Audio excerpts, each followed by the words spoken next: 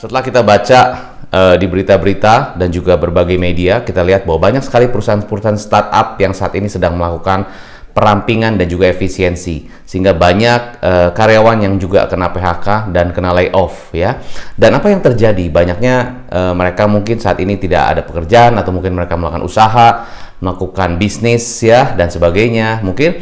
Nah, jadi yang paling penting adalah Anda harus ingat the rule of 10-90. The rule of 10-90. Jadi hidup saya dipengaruhi 10% oleh apa yang terjadi, tetapi 90% dipengaruhi oleh respon saya terhadap apa yang terjadi. Saya ulangi, the rule of 10-90 adalah hidup saya 10% dipengaruhi oleh apa yang terjadi, tapi 90% dipengaruhi oleh respon saya terhadap apa yang terjadi. Jadi bisa saja mungkin saya kena PHK, atau mungkin saya saat ini tidak bekerja, saat ini saya mungkin kekurangan penghasilan, saat ini mungkin saya tidak ada penghasilan yang tetap. Nah, respon saya seperti apa? Respon kita bisa menyalahkan keadaan, mungkin bisa menyalahkan ekonomi, bisa menyalahkan perusahaan dan sebagainya. Tapi respon yang lebih positif adalah, pertama, kita mesti introspeksi dulu. Berarti saya yang harus berubah. Kedua, saya harus bersyukur, bahwa bersyukur walaupun saya mungkin ya terkena kondisi seperti ini. Bersyukur berarti saya dikasih kesempatan untuk misalnya saya bisa jadi seorang pengusaha. Saya bersyukur saya bisa menjadi seorang entrepreneur, yang dimana saya bisa mengembangkan usaha saya sendiri, produk saya sendiri, ataupun kalau saya punya service, saya jasa, saya punya keahlian tertentu di bidang jasa, misalnya saya bisa fotografer, saya bisa foto, saya bisa bikin desain, saya bisa nyanyi, saya bisa gambar, whatever it is. Jadi Anda bisa mengembangkan talenta Anda, skill Anda. Jadi pertama introspeksi, kedua bersyukur, ketiga ownership. Jadi kita harus ownership mulainya dari saya. Berarti saya yang harus berkembang, saya harus berkembang, saya harus berkembang, saya harus maju, saya harus maju, saya harus maju. Jadi hidup ini yang paling mahal apa? Atau Anda dalam bekerja, atau Anda di dalam hidup ya, ukuran efektivitas atau ukuran kesuksesan itu dilihat dari apa sih? Ukuran kesuksesan dilihat dari memang hasil dan sebagainya, betul. Tetapi juga diukur dari waktu. Jadi waktu itu saya ibaratkan adalah gelas kosong. Dan waktu adalah yang paling mahal dalam hidup. Kenapa? Karena waktu nggak bisa kembali lagi.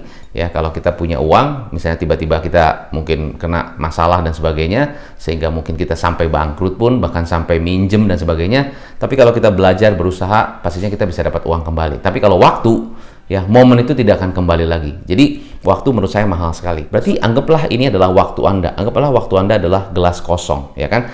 Contoh misalnya dalam sebulan Anda punya waktu sebulan tuh saya mau ngapain. Nah, jadi kalau ibaratnya gelas kosong, ini waktu saya.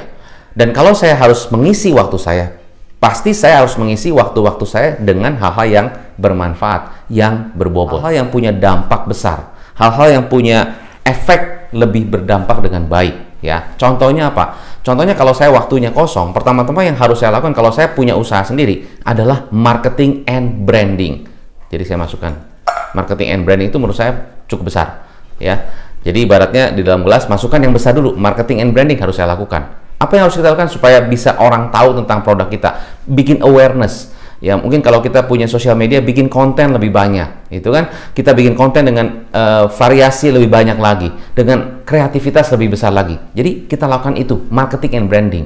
Kedua, supaya marketing kita bagus, supaya branding kita bagus, supaya strategi kita benar-benar jitu gitu ya, kita harus juga fokus waktu kita untuk membuat perencanaan yang matang. Masukin lagi perencanaan atau planning. Jadi pertama tadi marketing and branding, kedua adalah planning. Planning juga adalah waktu yang berbobot yang kita harus lakukan, karena kalau kita tidak memplanningkan maka hasil tidak baik ya. Terus selain planning, selain juga marketing and branding, apa lagi? Satu lagi, kalau kita punya bisnis atau kalau kita punya usaha, berarti kita harus punya waktu untuk tim.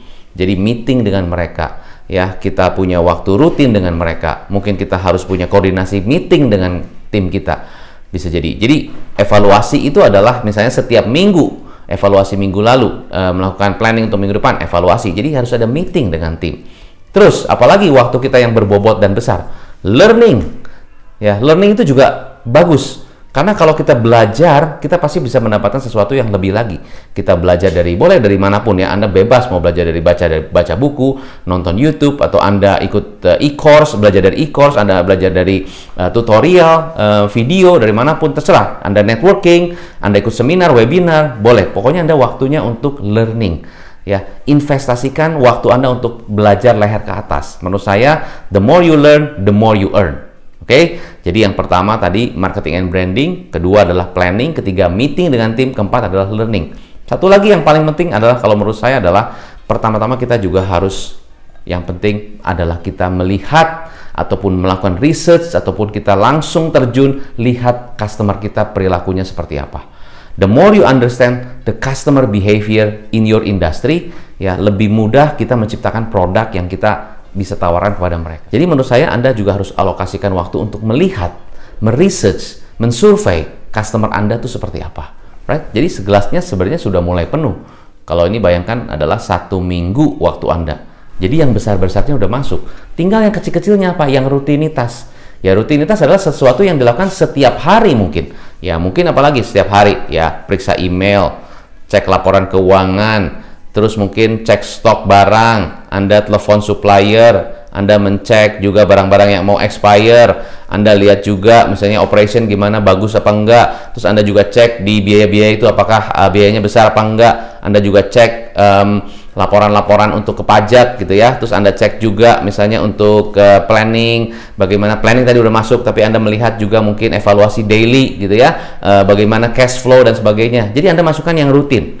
Terus Anda masukkan yang rutin, oke? Anda ngecek juga misalnya ada customer-customer yang saat ini misalnya mereka belum update produk-produknya, Anda upload lagi produk baru, Anda masukkan produk-produk baru lagi, gitu kan? Anda lihat juga mungkin upload produk-produk yang misalnya saat ini sudah tidak ada promonya, Anda update promonya, jadi daily. Nah, terus Anda masukkan yang rutin semuanya, gitu kan? Lama-lama ini gelasnya penuh. Jadi dalam gelas ini, ya, di dalam waktu Anda seminggu, ya yang besar-besar sudah masuk, yang kecil-kecil juga masuk. Sisanya masih ada tempat. Itu apa? Mungkin Anda kalau kasih kayak pasir, saya nggak ada pasir contohnya, sehingga waktu Anda penuh. Pasir itu adalah sesuatu yang sangat kecil, yang mungkin tidak banyak dampaknya. Bisa jadi cuman ya Anda cuma santai sebentar, ya itu boleh masukin situ. Tapi jangan banyak-banyak. Terlalu santai, terlalu banyak ngobrol, terlalu banyak gosip, digosok makin sip, jangan gitu ya. Jadi fokuskan waktu Anda ke yang besar-besar dulu, lalu yang batu-batu kecil baru atau kerikil ya baru pasir. Jadi ini adalah salah satu strategi yang saya juga gunakan supaya saya bisa mempercepat hasil kerja saya lebih produktif. Hidup ini dipengaruhi oleh 10% oleh apa yang terjadi, tetapi 90% dipengaruhi oleh respon saya terhadap apa yang terjadi. Jadi kesimpulan, Anda fokus kepada respon Anda yang positif, introspeksi diri, bersyukur, dan ownership, dan juga fokus kepada time management Anda dengan baik. Karena your time is very important and bahkan the most important and the most expensive asset in your life.